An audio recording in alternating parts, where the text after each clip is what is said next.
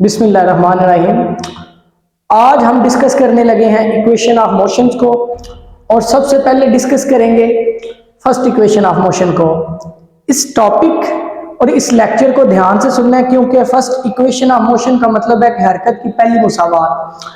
अगर आपने आज वाला लेक्चर ध्यान से सुन लिया तो बाकी जो दो लेक्चर्स हैं ये दोनों हरकत की मुसावातें हैं, उनमें आपको बिल्कुल भी दिक्कत पेश नहीं आएगी। लेकिन अगर आपने बस रट्टा मार के या कॉपी पेस्ट वाला काम कर दिया तो फिर आपको मसला बनेगा। तो कोशिश करनी है कि जो चीजें भी यहाँ पे समझाई जाए उनको ध्यान से समझना है, ताकि आपके लिए पेपर में भी आसानी हो और आपको पेपर में भी मसला पेश ना आए। चलें स्टार्ट करते हैं। फर्स्ट इक्वेशन ऑफ मोशन यानी हरकत की पहली मुसावात। हरकत की पहली मुसावात, लफ्ज आ गया हरकत, तो इसका मतलब है कि जिस चीज को डिस्कस करने लगे वो हरकत के अंदर है। पहले तो हम करते हैं ग्राफ को डिस्कस, लेकिन उससे पहले आपको थोड़ी सी एक स्टेटमेंट के बारे में बता देता हूं कि ये क्या है और क्या हो रहा है हमारे पास। देखिए हमारे पास है consider a body moving with initial velocity. Initial velocity का मतलब क्या है कि इब्तदाई वेलोसिटी। इब्तदाई वेलोसिटी का मतलब होता है कि कोई चीज चल रही है, जब हमने उसका मुशाहिदा किया तो वो चल रही थी, यानी हमें वो जब नजर आई है रेस्ट की हालत में नहीं थी। कुछ लोग क्या करते हैं कि इब्तदाई वेलोसिटी को जीरो कह देते हैं। जीरो तब आता है आपके पास जब आप उस ऑब्जेक्ट को स्टार्टिंग पॉइंट से देखते हैं जहां पे वो रेस्ट की हालत में होता है। लेकिन हमने आज इसको ऑब्जर्व किया ऑब्जेक्ट को, उसकी इब्तदाई वेलोसिटी थी और क्या थी, इन अ स्ट्रेट लाइन, एक सीधी लाइन में वो हरकत कर रहा था, यानी उसकी लाइन टेढ़ी नहीं थी। उसके बाद क्या हुआ, विद यूनिफॉर्म एक्सेलरेशन। ये चीज बड़ी समझने वाली है कि यूनिफॉर्म का मतलब क्या होता है और एक्सेलरेशन का मतलब क्या होता है। यूनिफॉर्म का जो मतलब होता है वो होता है एक जैसा, यानी उसका एक्सेलरेशन क्या है, एक जैसा है। अगर हम यूनिफॉर्म की तो समझ आ गई एक जैसा, एक्सेलरेशन का मतलब क्या है। एक्सेलरेशन के बारे में जो हमने पढ़ा हुआ है ना वो ये होता है कि A is equal to v F minus we i बटा टी, यानी वेलोसिटी में तब्दीली को आप एक्सेलरेशन कहते हैं।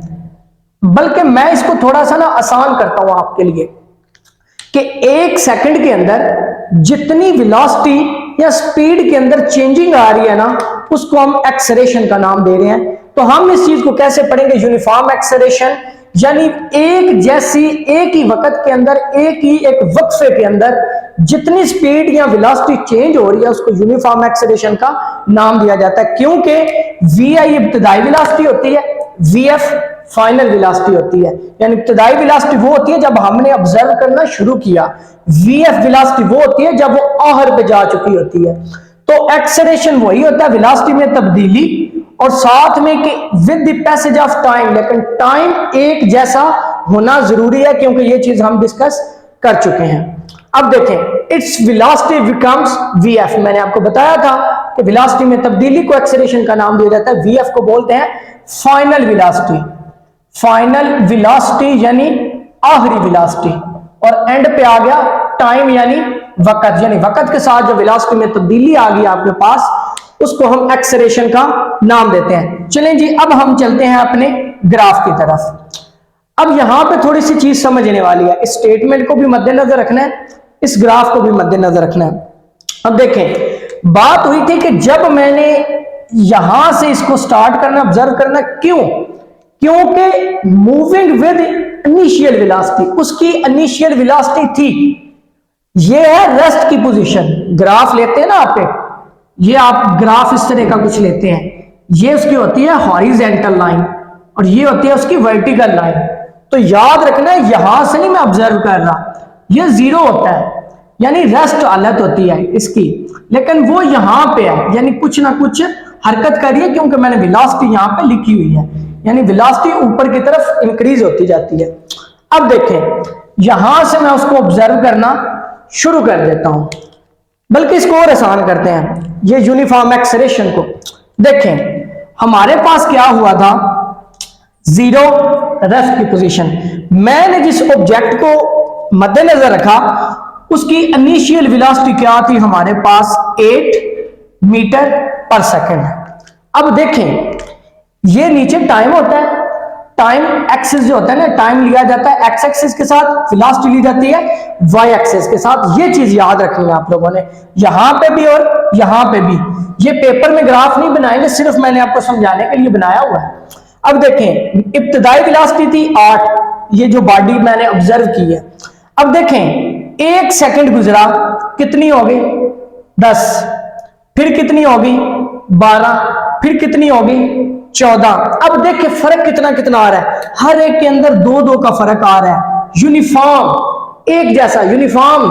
अब स्कूल में आप यूनिफॉर्म डालते हैं, तो यूनिफॉर्म क्यों डालते हैं? क्योंकि यूनिफॉर्म का मतलब है एक जैसा, सारे स्टूडेंट्स एक जैसा यूनिफॉर्म पहनते हैं। कॉलेज का यूनिफॉर्म, आर्मी का यूनिफॉर्म, पुलिस यूनिफॉर्म, यानी सारे के सारे का पता चल जाता है एक जैसे हैं। यहां पे भी इनका टाइम इंटरवल या जितना भी वो वेलोसिटी है वो सेम होगी। इधर देखें, अब 8 से 10 गया 1 सेकंड में, 10 से 12 गया 2 सेकंड में, 12 से 14 गया 3 सेकंड में, 14 से 16 गया 4 सेकंड में। उम्मीद है ये चीज तो अब आपकी हो जाएगी क्लियर। अब देखें, अब हमारे पास आती है कि ये सारी की सारी चीजें चेंज कैसे हुई, कैसे हम इनको लेते हैं। अब जब मैंने आपको बताया कि इब्तिदाई वेलोसिटी उसकी थी vi, कैसे पता चला? ये पॉइंट होता है रेस्ट का, ओ यहां से लेके यहां तक जो बॉडी ने हरकत की थी वो उसकी थी इब्तिदाई वेलोसिटी। मैंने उसको लिख दिया कि ये क्या है vi। अब देखें, थोड़ी देर के बाद वो क्या हुई, इंक्रीज होना शुरू हो गई, वो वेलोसिटी बन गई vf। अगर इसके सामने देखें cd है, अगर oa जो है वो किसके बराबर है, cd के बराबर है, तो मैं इसको लिख देता हूं, ये भी क्या होगा vi। अब जब a से लेके b तक गया, टाइम भी गुजरा, टाइम गुजरा, कुछ टाइम के बाद उसकी वेलोसिटी में तब्दीली आ गई, यानी vi से क्या होगी vf होगी। तो मैंने ये vf लिख दिया है कि इतनी वेलोसिटी उसकी क्या होगी, या vf, पैसेज ऑफ टाइम के साथ। और आपको मैंने थोड़ी देर पहले बताया कि वेलोसिटी में जो तब्दीली होती है ना, चेंज इन वेलोसिटी, उसको नाम दिया जाता है एक्सेलरेशन का। याद रखना है आपने कि एक्सेलरेशन क्या होता है, चेंज इन वेलोसिटी। पहले vi थी, फिर vf हो गई, और किसके मदद से, टाइम के साथ, टाइम गुजरा, वेलोसिटी में चेंजिंग आ गई। अब देखें, अगर ये o से लेकर d तक है, तो ये ac जो होगा इसको भी हम t लिख सकते हैं। ये चीजें याद रखनी है, बड़ी कॉम्प्लिकेटेड होती हैं। अब यहां पे हमारे पास एक और चीज आ जाती है, और वो चीज क्या है कि इट्स वेलोसिटी बिकम्स vf तक तो आ गई, लेकिन हमने देखना है कि ये बिल्कुल स्ट्रेट लाइन बनी है। क्यों बनी है, इसकी क्या रीजन है? तो ये चीज मैंने आपको यहां पे अलहदा से समझाई है, क्योंकि यूनिफॉर्म एक्सेलरेशन है।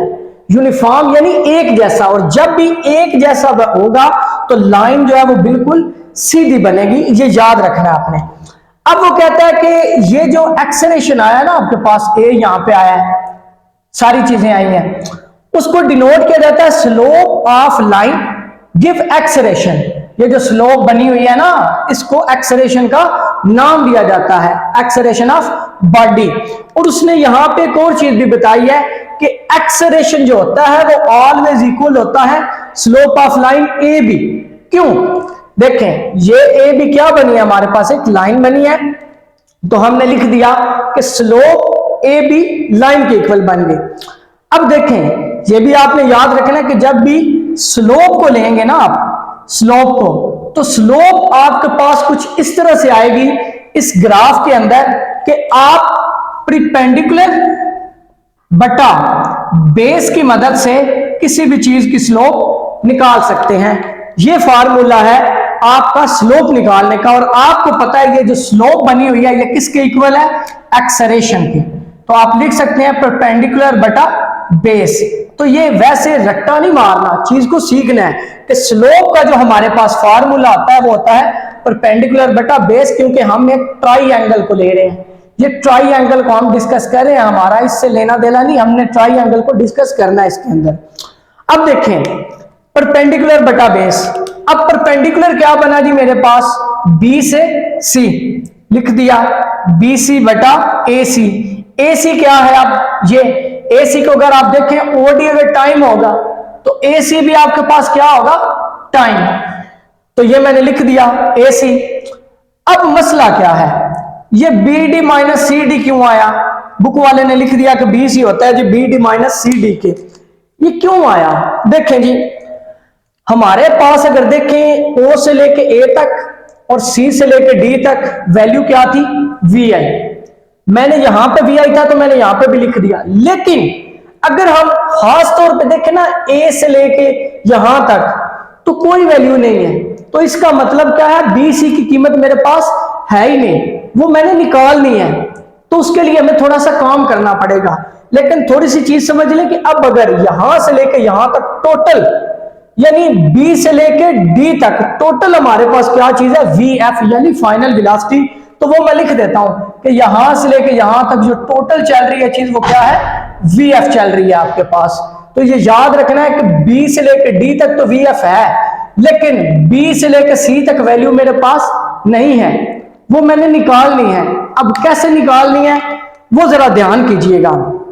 मैं यहां पे थोड़ा सा काम करता हूं, ध्यान रखना आपने, रट्टा नहीं मारना। बच्चे क्या करते हैं? B D minus C D लिख देते हैं, सम टाइम क्या करते हैं? सी डी पहले लिख देते हैं, बी डी बाद में लिख देते हैं, वहां से क्वेश्चन गलत। या उनके माइंड में होता है कि हमने टाइम लिखना है तो वो ए सी की जगह ओ डी डाल देते हैं। तो ये नहीं करना, हम सिर्फ इस डायग्राम को डिस्कस कर रहे हैं, हमने इस चीज को लेना है।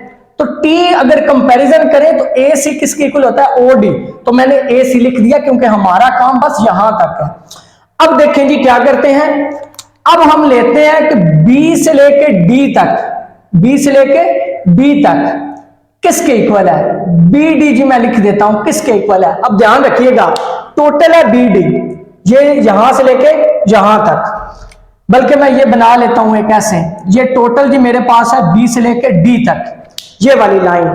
अब अगर आप देखें दरमियान में क्या चीज है? सी।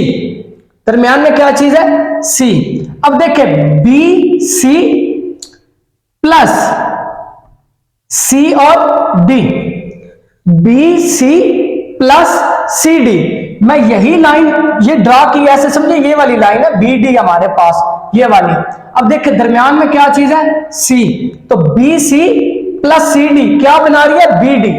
मैंने यही चीज यहां पे भी लिखी है कि बी डी किससे बन रहा है? B plus B C plus C D, ये मैंने लिख दिया। अब ध्यान रखिएगा बड़ा, बी डी हमारे पास किसके इक्वल है? ये भी थोड़ी देर पहले हमने डिस्कस किया है कि बी डी को कंपैरिजन करें तो किसके इक्वल आ रहा है? वी एफ के। मैंने लिखा है वी एफ आ गया, यानी ये देखें ना बी और डी टोटल का टोटल हमारे पास किसके इक्वल है? वी एफ के।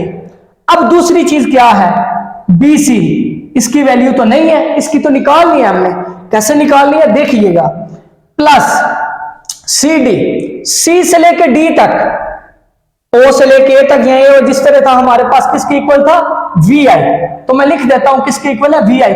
मैं थोड़ी देर पहले ये डिस्कस कर चुका हूं कि जो सामने आमने सामने बराबर होते हैं वो वैल्यू लिख सकते हैं। ये वी आई है तो ये भी वी आई हो जाएगा। तो मैं सी डी लिख देता हूं किसके इक्वल है? वी आई के। अब वैल्यू किसकी चाहिए हमें? बी सी की। मैं निकालता हूं, बी सी किसके इक्वल आ गया जी? V F minus we i, v F minus we i. ऐसे भी लिख सकते हैं, एक और तरीका भी है, अब वो भी देख लें। मसलन वी एफ किसके इक्वल है जी? B D. मैं ऊपर हल्का सा लिख देता हूं, प्लस वी आई किसके इक्वल है जी? सी डी के। आप इधर लाके भी लिख सकते हैं कि B D minus C D. अगर देखें आपके पास वी एफ किसके इक्वल है? बी डी के, माइनस वी आई किसके इक्वल है? सी डी के। तो ये दोनों वैल्यू जरा देखें हाँ किसके इक्वल आ रही हैं?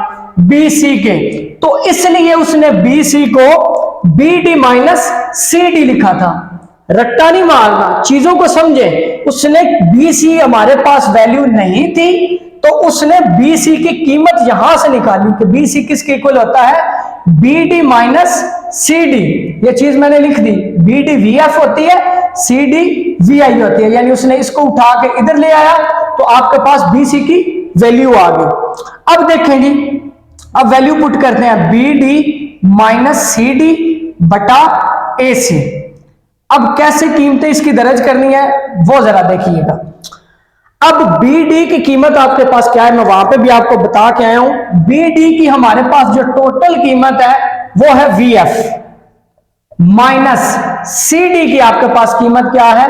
वी आई बटा ए सी किसके इक्वल है, टी, यानी टाइम के किसके इक्वल ले रहे हैं, ए। तो लिख देते हैं a is equal to v F minus we i बटा टी। आपको पता है कि मैथ के अंदर क्या होता है कि टी अगर यहां पे नीचे डिवाइड हो रहा है तो यहां पे क्या हो जाता है, मल्टीप्लाई। दोबारा देख लें, B D minus C D बटा सी। यहां पे भी ये चीज मैंने लिख दी थी कि सी डी या ओ ए दोनों, ओ ए और सी डी किसके इक्वल है, वी आई के। बी डी किसके इक्वल है, वी एफ के। और ए सी या ओ डी किसके इक्वल है, टी के। ये चीजें याद रखनी है आपने, ये वैल्यूज यूज हुई हैं अभी यहां पे। अब मैं अगला ऑपरेशन करता हूं, टी को इधर ला के मल्टीप्लाई कर देता हूं। ये क्या हो जाएगा, a t is equal to v F minus we i. लेकिन अभी काम पूरा नहीं हुआ, हमने फाइनल वेलोसिटी निकालनी है। तो मैं क्या करूंगा, वी आई को उठा के इधर ले आऊंगा। तो क्या हो जाएगा, v f is equal to a t plus v i या v i plus a t. तो इसको ऐसे भी लिख सकते हैं कि v f is equal to v i plus a t. ये हमारी first equation of motion prove हो गई। लेकिन दोबारा देख लें, कहीं से समझ नहीं आई तो कमेंट बॉक्स में हमें बता दें। लेकिन एक चीज फिर रिक्वेस्ट है आप सब स्टूडेंट से कि काइंडली रट्टा ना मारें, चीज को समझें। ये जो चीज यहां पे समझने वाली थी, हम बस लिख देते हैं कि ये एक स्टेप है, यहां पे ये वैल्यू पुट करनी है। लेकिन वैल्यू कैसे आई, ये सारी चीज को बकायदा आप पे यहां पे समझाई गई है। तो काइंडली इस चीज को थोड़ा नोट भी करना है और इसको अपने माइंड में भी रखना है। जज़ाकल्लाह।